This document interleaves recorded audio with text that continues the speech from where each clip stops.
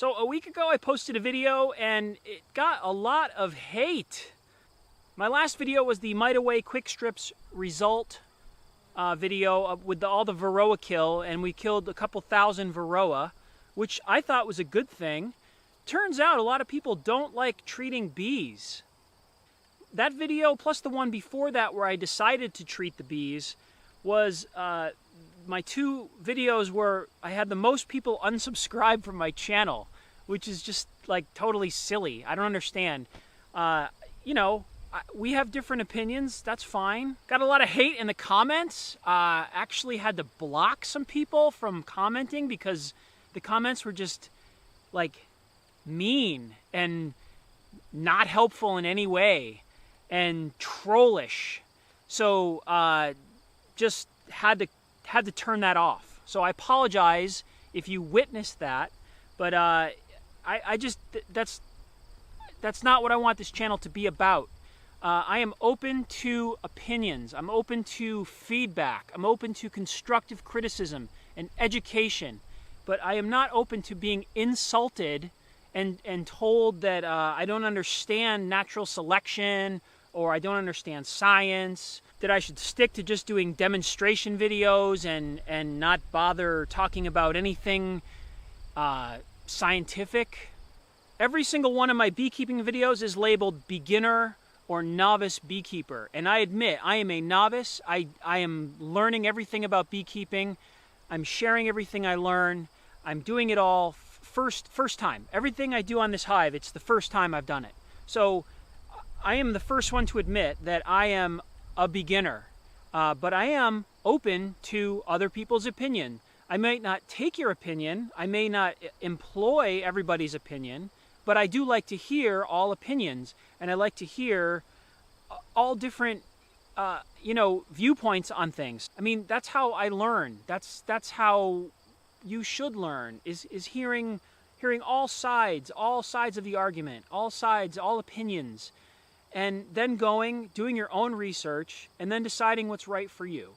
I think that's a pretty healthy way to learn, and that's how I do it. I heard a lot of opinions, you know? I mean, basically it comes down to treat or don't treat, and I understand both sides. I understand the logic of not treating the bees. I understand the logic of treating the bees. It comes down to my specific situation with my specific hive in my specific location and climate and situation, and I decided to treat my bees. Now I know that there's sort of three main arguments to not treating the bees. When I read Michael Bush, when I go to the bee vlog, when I go and read other people who are non-treatment people on the web, and I watch their videos and I read their websites, the three main arguments for not treating bees are not wanting pesticides or residue or anything in your hive and in your honey and in your honeycomb after the treatment is done. A totally fair argument. The treatment that I chose to do, formic acid, does not do any of those things. It does not stick around in the hive. It doesn't stick to the wax. It doesn't get into the honey. It is safe to use with supers on, and it is certified organic. So argument number one does not pertain to the choice that I made to treat my bees. Argument number two for not treating bees is that by treating the bees or killing the Varroa, any Varroa that survive will eventually become resistant to the treatment. Now that has happened with certain treatments where the mites are starting to show resistance to those treatments because you're creating super mites. You treat some mites with a certain kind of treatment. The ones that survive are the strong ones, and then through natural selection they make more mites that survive treatments, and then you have super mites that resist treatment. I understand that argument. Does not apply to formic acid, which is what I used. Mites don't develop a resistance to formic acid. It's acid, it's a vapor. It goes into the hive, it kills the mites. They can't survive that. And if they do, you do another treatment and then those mites don't survive it. There's no resistance to formic acid. So those first two arguments are moot. They don't apply to me. And that's why I chose formic acid. Now, the third argument, which everyone goes to, is the natural selection argument, which I understand. And that is that my hive was filled with varroa. I had bees that were covered in varroa. There were varroa in the cells and everything like that. So if I just let my bees alone, didn't treat, and let my bees go into the winter with no treatment, right? Chances are they're going to die. However, if they survive the winter with all that varroa and they deal with the varroa in some way, then those bees will have proven themselves to be strong bees or hygienic bees or whatever you want to call them. I then split the hive and I have 2 hives with strong varroa-resistant bees. Sounds awesome. If I treat the bees, I kill all the varroa, and then I have bees that next year are going to get varroa, and then I'm going to have to treat again. Okay? I understand that argument.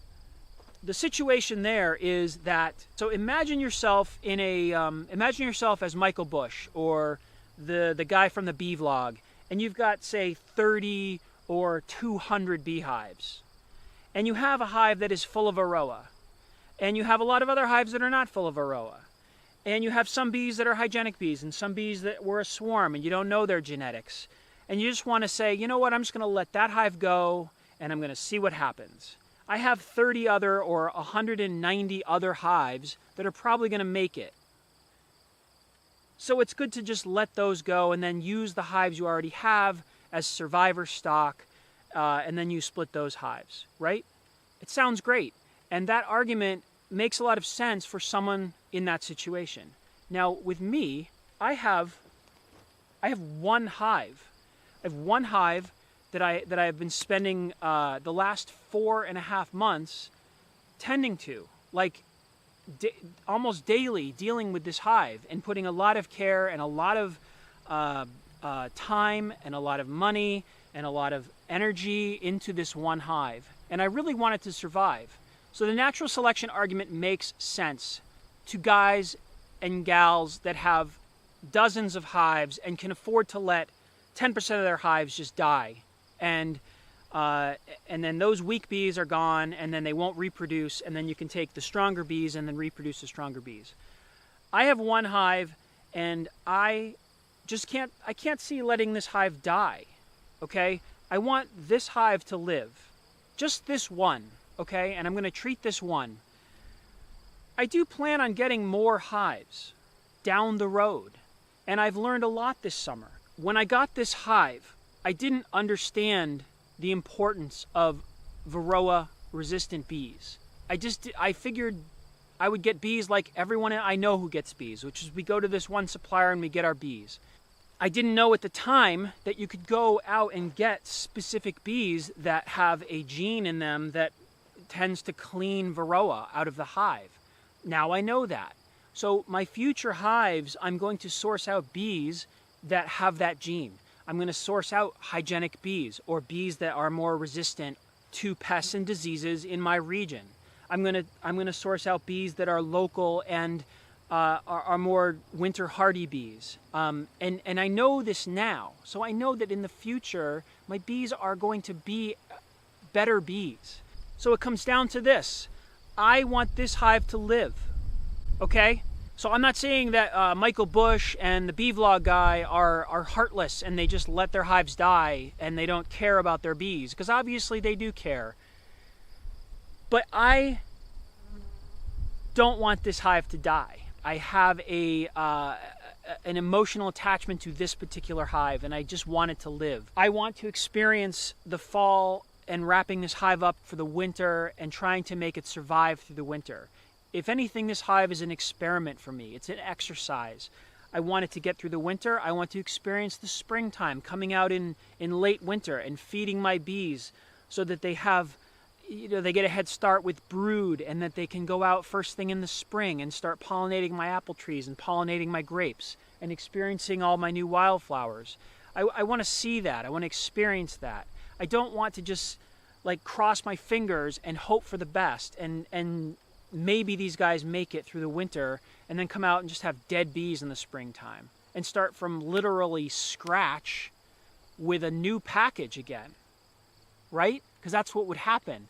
So my hope is I treat the bees, they make it through the winter, I enjoy the springtime with my bees, they get a head start on things. I split the hive. I can split the hive, and I can go and get a new queen. I can requeen with a VSH queen, or another more local queen. There's so many things I can do, and that's part of the reason I treated these bees. Okay, I'm not necessarily going to be a chemical beekeeper. I have read about this stuff. I am new, and I'm obviously a novice, and I'm obviously, I don't have experience. I've never been through a winter with bees. I've never been through, I've been through a whole season of bees, a year of bees yet. I've been through 4.5 months of bees. So I am new, but I've been doing a lot of research and a lot of reading and a lot of watching videos and a lot of asking questions to come to my decisions. I'm not going at this willy-nilly. So I hope that made sense. I hope that, that explains things even more clearly than I had up till now. I do understand the arguments for not treating. I don't always want to be a treating beekeeper. I want to not treat if I don't have to. But with this hive, this year, in this location, with these bees, I treated. And I hope they make it through the winter, and I'm happy I treated, and I'm happy with the treatment I chose. And that's all I have to say about that.